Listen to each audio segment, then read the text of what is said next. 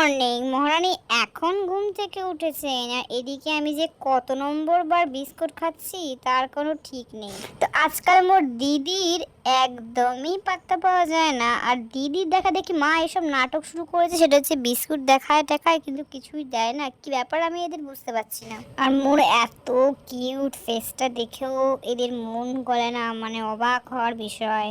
ওমা একই একটুখানি বিস্কুট, হ্যাঁ প্লিজ এদিকে একটু দাও গরিবকে। তোমার আগে মোর যে আপন মা সে দিয়ে দিয়েছে, তুমি হচ্ছ মোর সৎ দিদি, ঠিক আছে?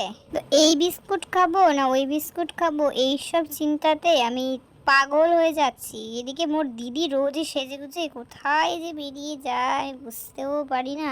আর এটি মুখের সামনে সবসময় হ্যাঁ হ্যাঁ কানে ঝুলিয়ে দে, কানে ব্যাগে ঝুলিয়ে দে। আমার মুখের ভাষা ক্যামেরা নিয়ে ওই সমস্ত নাটক আর সব জড়াজড়ি আর জোর জবরদস্তি চুমুয়ে, এগুলোর এগেনস্টে আমি কিন্তু কমপ্লেন করবো এবার।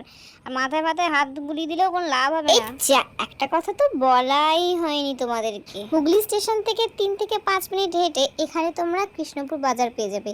আর এই বাজার থেকে আর একটু হেঁটে পেয়ে যাবে আমাদের চোখের ক্লিনিক। ইয়েস, ওই দিকেই আছে।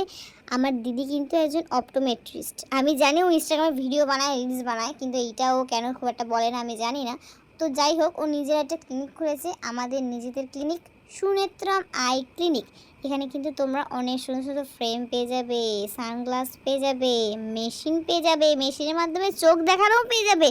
এত কিছু তোমরা একসাথে পেয়ে যাবে। তোমরা ওয়েট কেন করছো? চলে আসো না। আমাকে দিয়ে প্রমোশনাল ভিডিও বানাচ্ছে, কিন্তু ভেবো না তার বদলে আমি অনেক কিছু পাবো। এক টুকরো বেশি চিকেন দেবে না। আজকে পড়ালেখা জানলে মোবাইল নম্বর আর ঠিকানাটা আমি ঠিক করে বলতে পারতাম।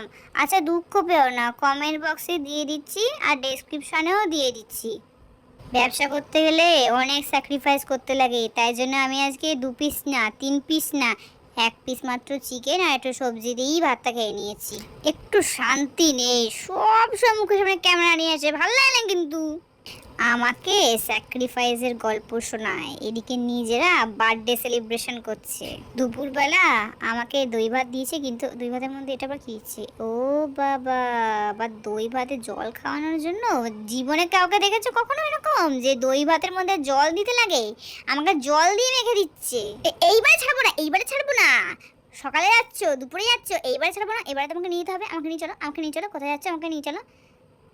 একদম দূরে যাও, একদম ওসব কায়দা করবে না। টাটা, ভালো থেকো সবাই।